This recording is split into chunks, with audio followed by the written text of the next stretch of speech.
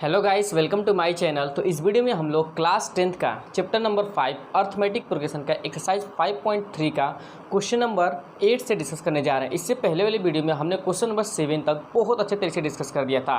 तो चलिए हम लोग क्वेश्चन नंबर 8 को डिस्कस करना चालू करते हैं। हाँ, तो क्वेश्चन नंबर 8 को देखिए क्या बोल रहा है। Find the sum of first 51 terms of an AP whose second and third terms are 14 and 18 respectively. तो चलिए हम लोग करना स्टार्ट करते हैं। ध्यान से देखिएगा, क्वेश्चन क्या बोला है कि आपके पास दिया है find the sum of first 51 terms.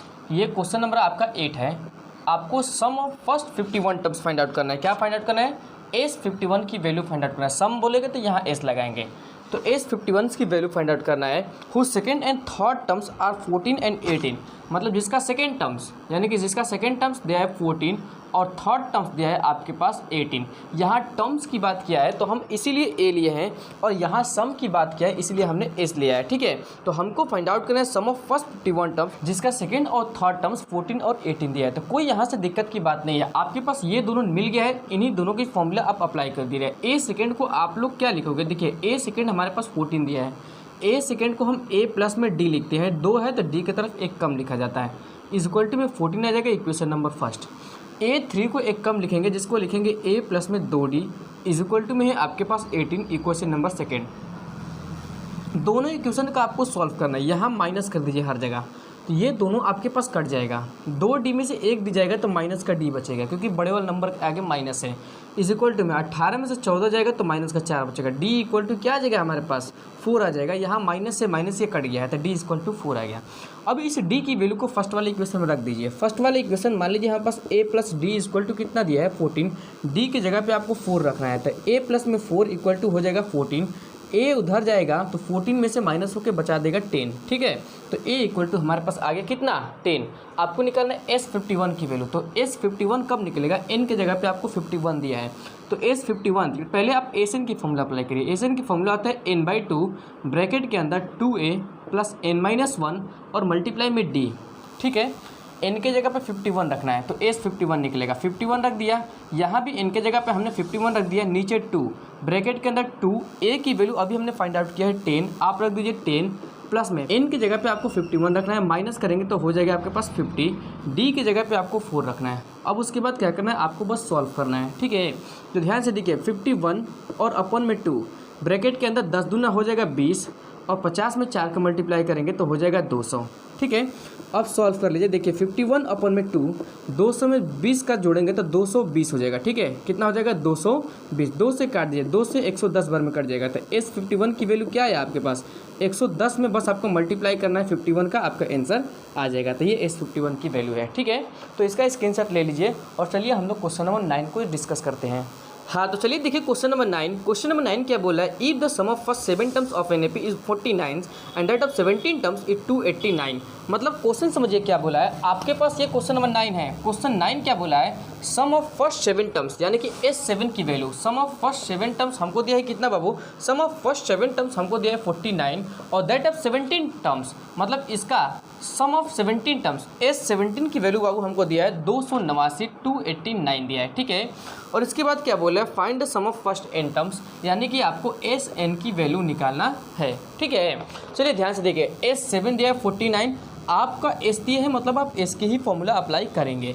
देखिए ध्यान से, Sn की फॉर्मूला होता है क्या? n/2 और ब्रैकेट के अंदर 2a प्लस n-1 और मल्टीप्लाई में हो जाएगा d। यहाँ तक एकदम क्लियर होना चाहिए आपको। n की जगह पे 7 रख दीजिए, क्योंकि हर जगह 7 दिया है, तो हो जाएगा आपके पास S7।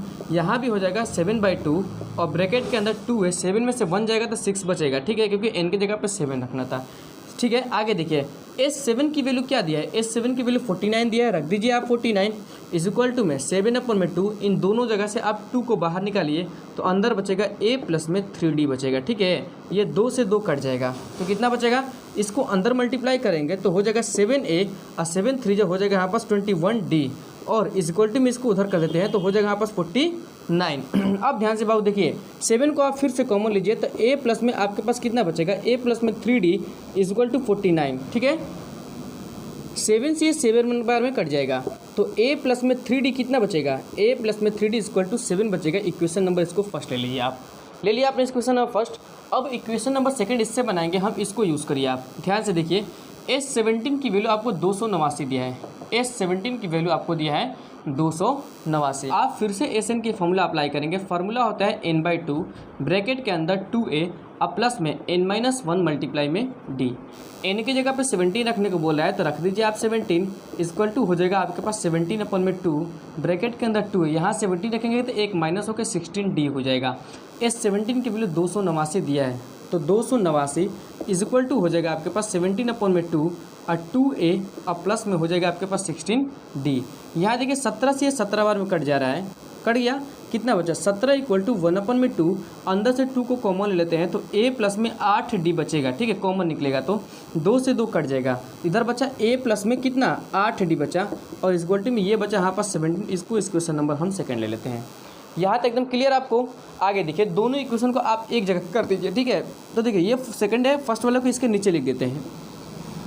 a प्लस में 3d आएगा इक्वल टू में 7 बचेगा, माइनस कर दीजिए, ठीक है, हर जगह माइनस हमने कर दिया। ये दोनों कट जाएगा, 8 में से 3 जाएगा बचेगा आपके पास 5d, अब बराबर में 17 में 7 जाएगा बचेगा 10, 5 से 2 बार में कट जाएगा तो d इक्वल टू कितना आया आपके पास, d इक्वल टू आया आपके पास 2। यहाँ तक एकदम क्लियर। इस d की वैल्यू को फर्स्ट में रख दीजिए या तो आप सेकंड में रख दीजिए। हम इक्वेशन नंबर फर्स्ट में रख देते हैं। a प्लस में 3d इक्वल टू दिया है हमको 7, a प्लस में 3d इक्वल टू में 7 दिया है, यहाँ करते हैं, ठीक है। तो a एज इट इज़ रहने दीजिए आप, अब प्लस में 3 मल्टीप्लाई d की जगह पे आप 2 रख दीजिए, ठीक है। यहाँ पे नीचे करते हैं हम, तो a प्लस में 3d इक्वल टू में दिया है हमारे पास 7, a को एज इट इज़ आप रहने दीजिए और 3 मल्टीप्लाई d की जगह पे आप रख दीजिए कितना 2 रख दीजिए इक्वल टू में 7, 3 दूना 6 है, उधर जाएगा तो माइनस हो जाएगा तो 7 में से 6 जाएगा 1, तो a की वैल्यू आ गया हमारे पास 1। क्वेश्चन क्या बोला था आपके पास Sn निकालने के लिए। Sn का फॉर्मूला ये होता है, Sn का फॉर्मूला होता है क्या n/2 और ब्रैकेट के अंदर 2a प्लस n-1, ठीक है, n-1 और मल्टीप्लाई में d, ये होता है हमारे पास n-1 और मल्टीप्लाई में d, ये Sn का फॉर्मूला आता है, यहाँ ब्रैकेट क्लोज, ठीक है। उसके बाद देखिए Sn, n की वैल्यू नहीं दिया है तो n को एज इट इज छोड़ दीजिए आप, a की वैल्यू 1 रखना है तो 2 1 2 हो जाएगा और प्लस n-1 मल्टीप्लाई d की जगह पे आपको 2 रखना है तो रख दीजिए 2, कोई दिक्कत वाली बात नहीं है। यहाँ 2 है और यहाँ 2 है, दोनों जगह से आप 2 को बाहर निकालिए तो देखिए n/2 2 को बाहर निकालेंगे तो यहाँ 1 बचेगा, इधर बचेगा n-1 बचेगा, ठीक है। अब देखिए 2 से 2 कट गया तो Sn इक्वल टू कितना आया n, ब्रैकेट के अंदर ये प्लस और माइनस कट जाएगा तो n आएगा, तो Sn इक्वल टू कितना आएगा आपके पास n² आ जाएगा। Sn इक्वल टू कितना है आपके पास n² आ गया। तो आपको क्लियरिफिकेशन हुआ इस क्वेश्चन के बारे में।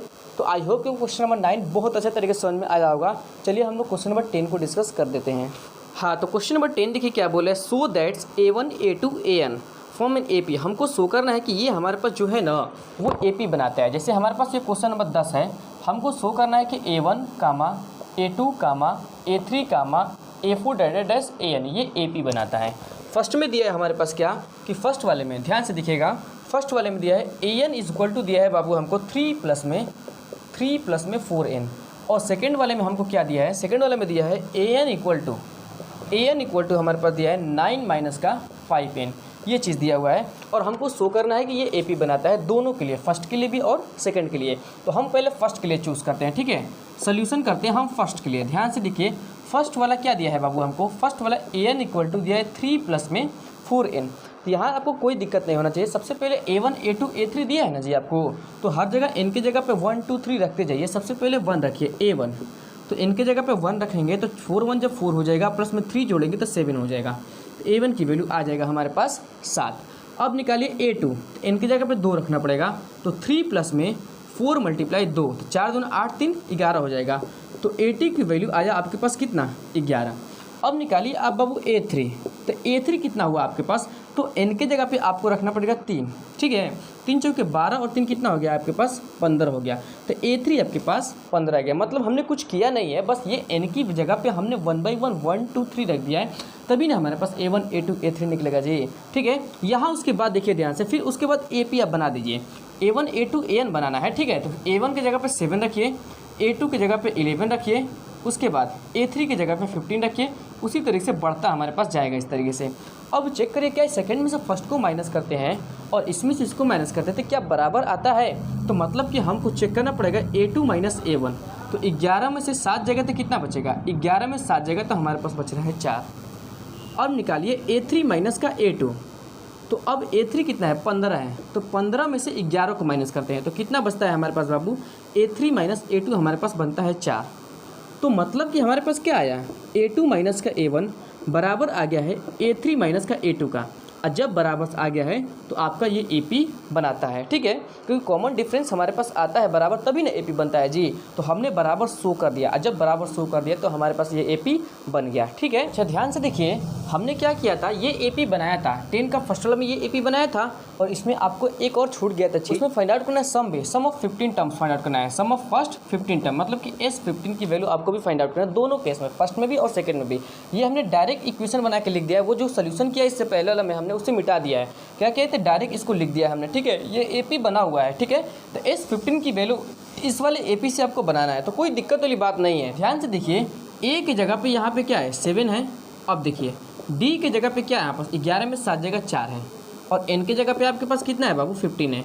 तो आज को आपको S15 की ही वैल्यू निकालना है। तो SN की फॉर्मूला अप्लाई करिए, फॉर्मूला होता है n/2 और ब्रैकेट के अंदर 2a और प्लस में n-1 मल्टीप्लाई में d होता है। बस चुपचाप n के जगह पे 15 रखिए तो S15 की वैल्यू आपके पास आएगा। देखिए 15/2 ब्रैकेट के अंदर 2 मल्टीप्लाई a के जगह पे आपके पास है 7 प्लस n के जगह पे 15 में से 1 जाएगा, हो जाएगा 14, d के जगह पे आपको रखना है 4। यहाँ तक एकदम क्लियर हुआ होगा आपको। सॉल्व कर दीजिए इसको। देखिए 15/2 और 7 दूना हो जाएगा आपके पास 14 और 14 चौकी हो जाएगा आपके पास कितना, 56 हो जाएगा।